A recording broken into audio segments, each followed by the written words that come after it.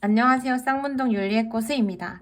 오늘은 저하고 6월 모의수능 수능과 윤리 문제 가운데 5문제 정도를 함께 풀어보도록 하겠습니다. 자, 먼저 7번 문제를 풀어보겠어요. 갑은 정의의 1차적 주제를 사회 주요 제도가 권리와 의무를 배분하고 사회 협동체로부터 생긴 이익의 분배를 정하는 방식이다 라고 주장한 롤즈입니다. 자, 여기에 더 핵심적인 키워드는 정의의 원칙이 원초적인 합의의 대상이라고 보는 데 있죠. 자, 롤즈는요, 인간을 자유롭고 평등한 존재라고 봅니다. 롤즈가 보는 인간은 자유롭고 평등하고 합당하고 합리적인 개인이에요. 자, 그런데 이러한 개인들이 모인 사회는요, 어떤 의미를 지니냐면 자유롭고 평등한 개인들이 협동을 이루는 체제예요.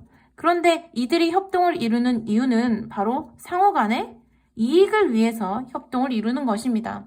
롤즈가 보는 사회는 자유롭고 평등한 인간들이 상호 이익을 위해서 협동을 이루는 체제예요. 그래서 사회에서 함께 만들어낸 사회적 가치는 공정한 분배의 대상이 되는 겁니다. 그래서 공정한 분배의 원칙을 정하기 위해서 원초적 입장에서의 합의가 요구되는 것이고 그 결과로서 정의의 원칙이 도출되고 이 정의의 원칙에 의해서 사회의 기본 구조가 운영되어야 된다고 이야기하죠. 자, 을은요.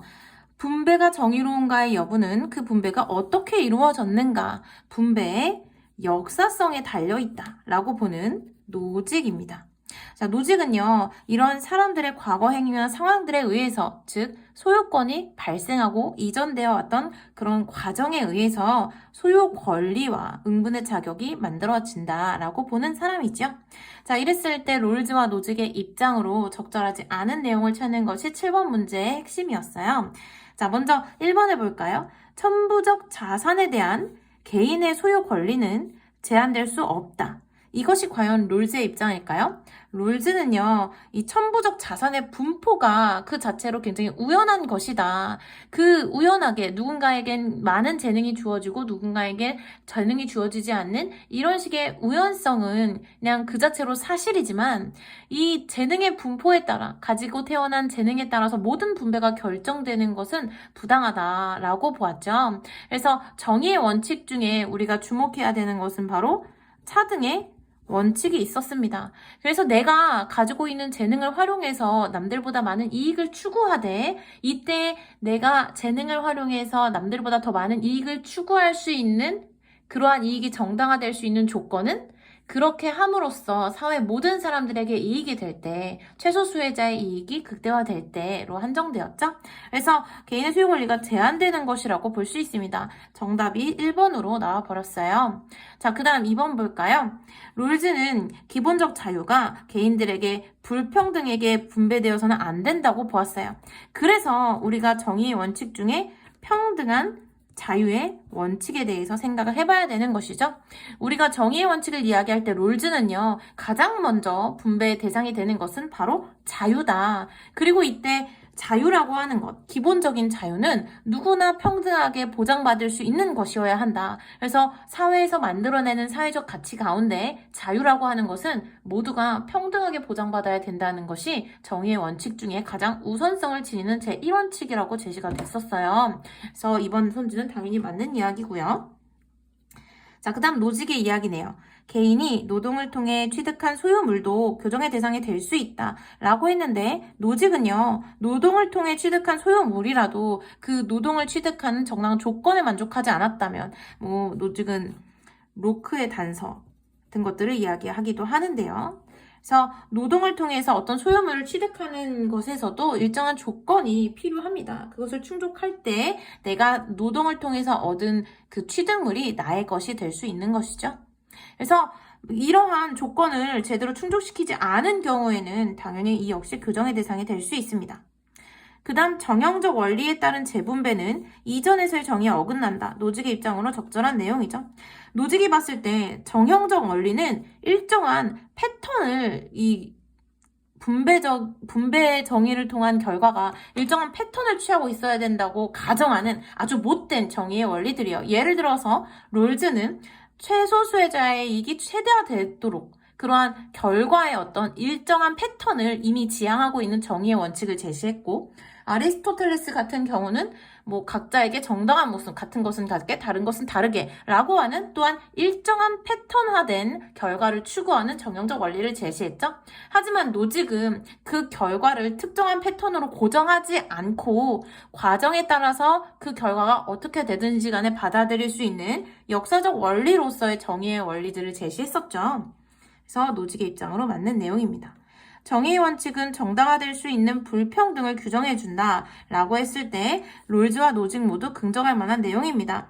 롤즈는 사회 경제적 불평등을 정당화할 수 있는 조건으로서 차등의 원칙과 공정한 기회균등의 원칙을 제시했고, 노직 같은 경우는 결과가 불평등하더라도 그 과정에서 소유의 원리들, 그 취득의 원칙, 이전의 원칙, 교정의 원칙들을 다 충족했다면 당연히 그 결과는 불평등하더라도 정당화될 수 있다고 보는 입장이죠. 그래서 7번의 정답은 1번이었습니다.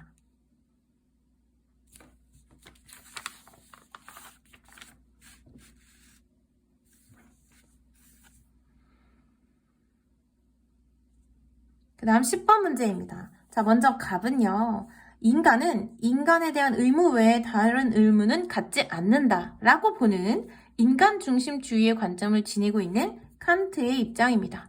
자, 칸트는 우리가 인간에 대해서만 의무를 지닌다. 이때 말하는 의무는 당연히 직접적인 의무이겠죠?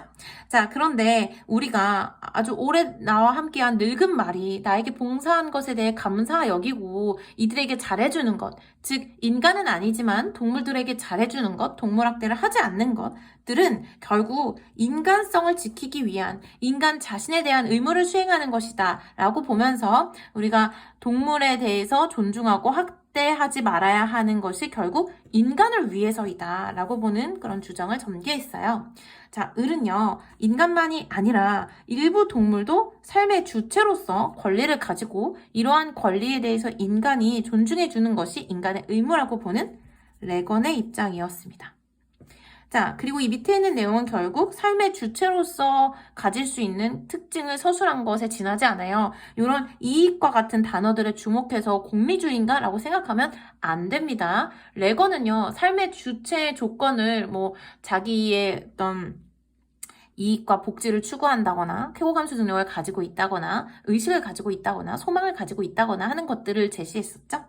자, 그 다음 병은요. 인간은 생명 공동체의 한 구성원이다. 인간 외에 또 다른 생명 공동체의 구성원들과 동등한 자격을 지닌다. 라고 보는 레오폴드의 관점이 제시되었어요.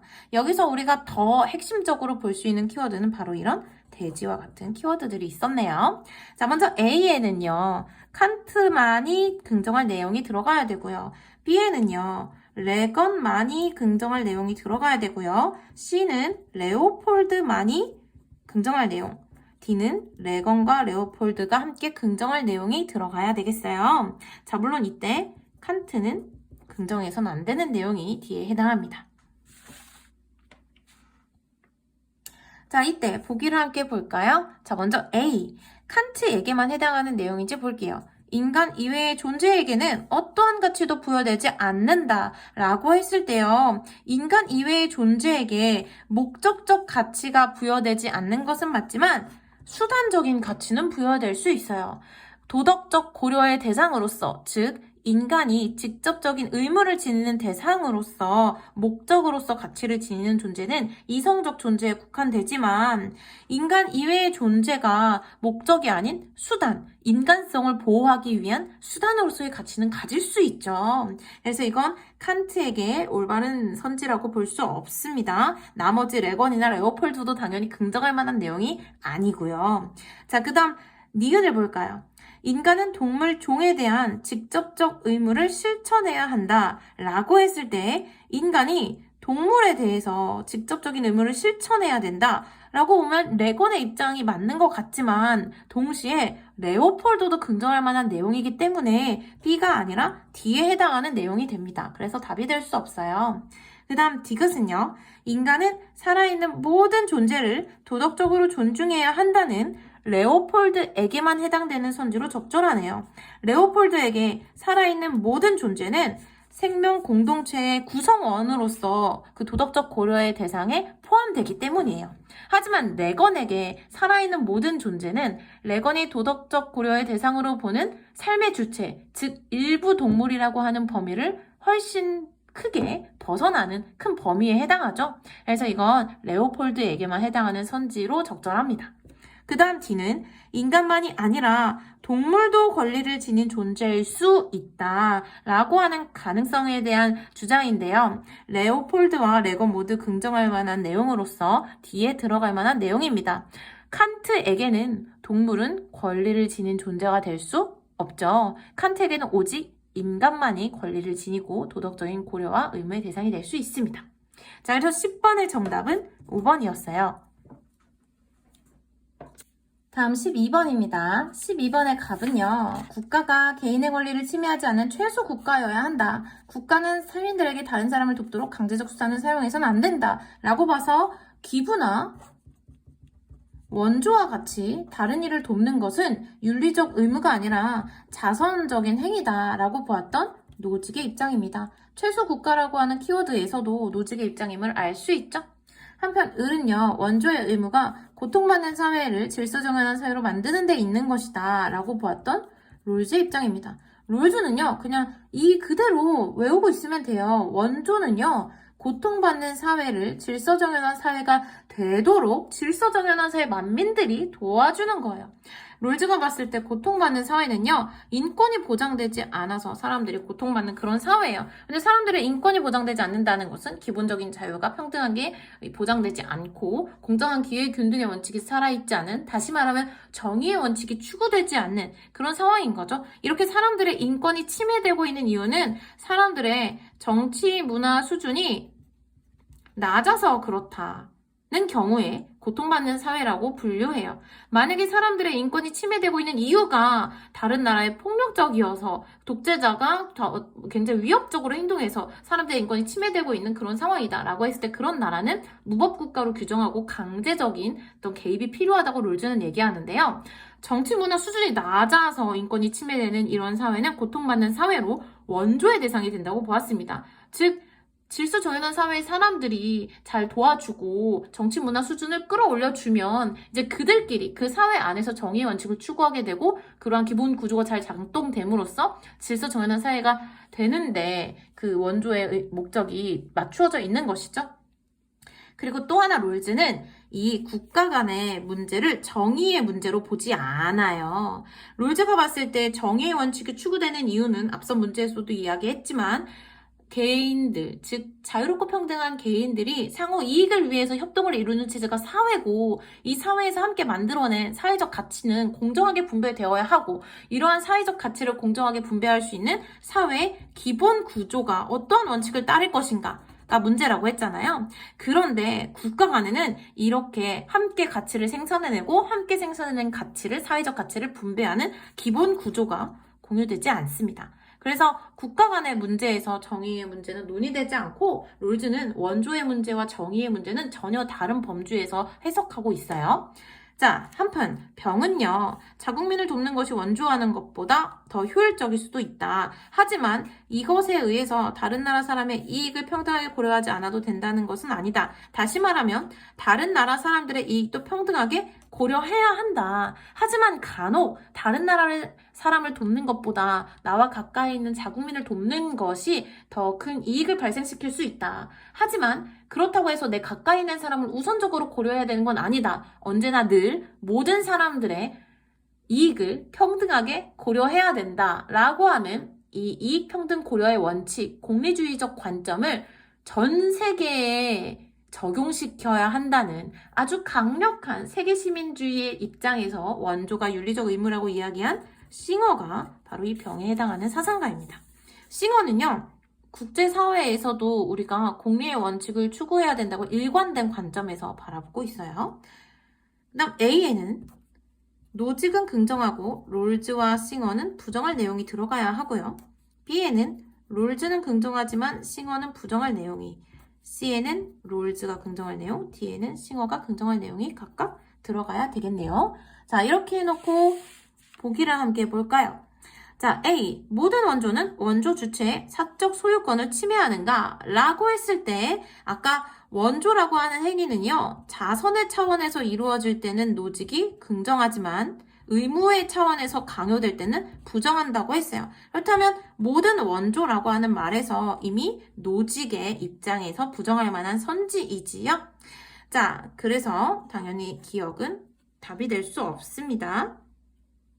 당연히 뭐 롤즈와 싱어 같은 경우는 원조라고 하는 것이 윤리적인 의무니까 그런 차원에서 서술이 되어야 되겠죠.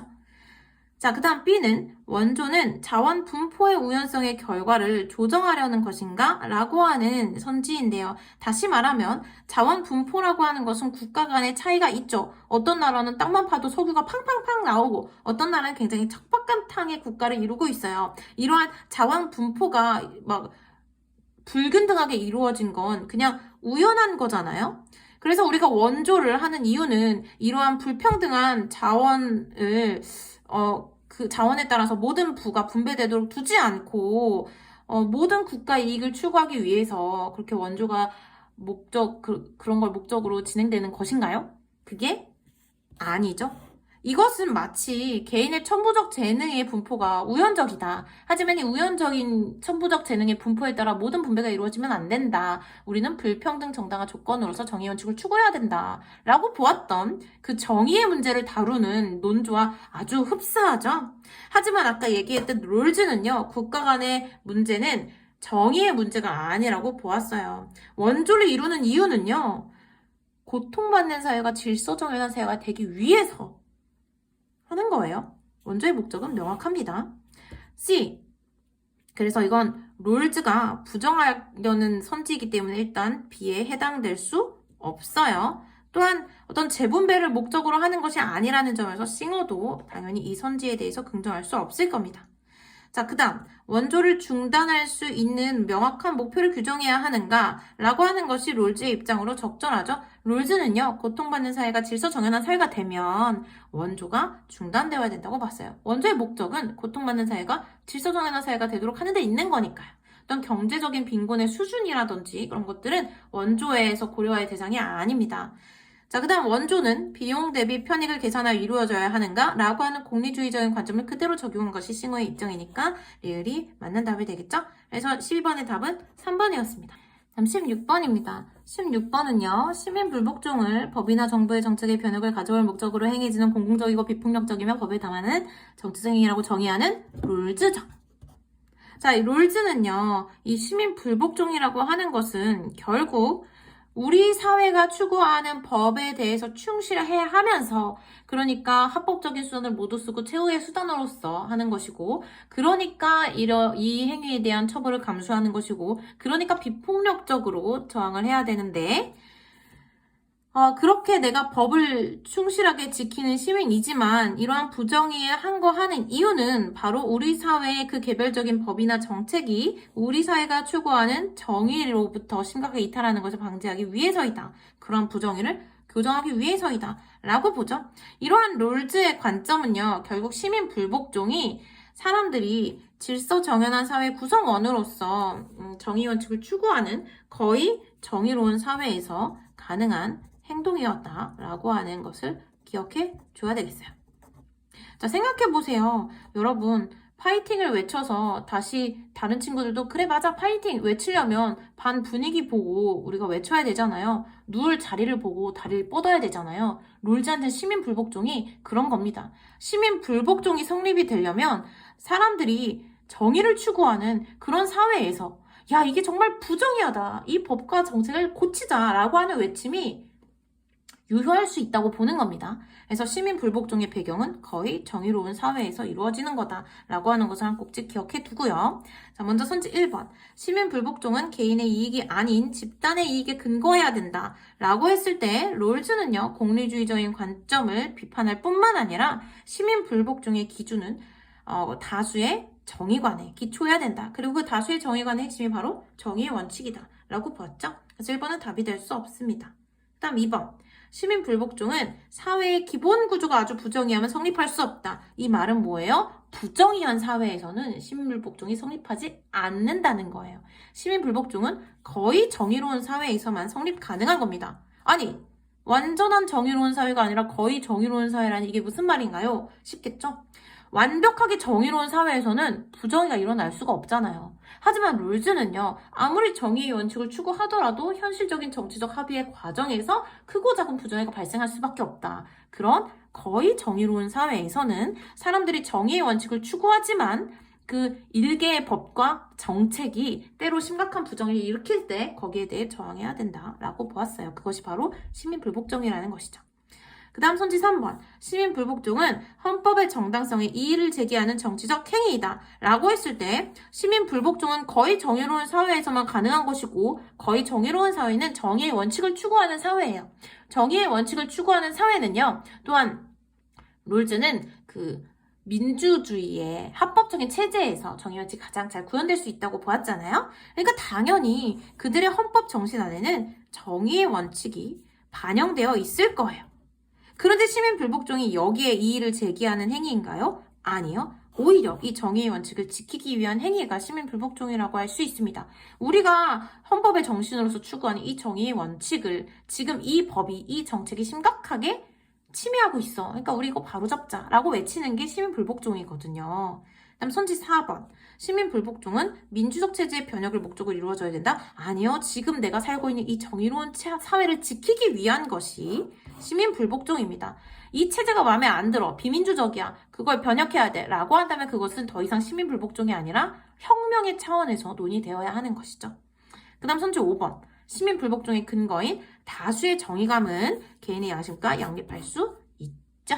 그래서 16번의 답은 2번이었습니다. 그 다음 19번 볼게요. 자, 먼저 갑은요. 사회적 결합의 계약 조건이 바로 법이기 때문에 법에 복종하는 시민들이 법의 제정자가 되어야 한다. 시민들이 입법권을 가져야 한다. 법이라고 하는 것은 그러니까 일반 의지에 의해 행사되어야 한다. 루소입니다. 루소가 나올 때는 일반 의지라고 하는 키워드가 반드시 나오죠. 루소가 말하는 사회계약은 일반 의지 하에 모든 개인들이 자신을 종속시키는 것.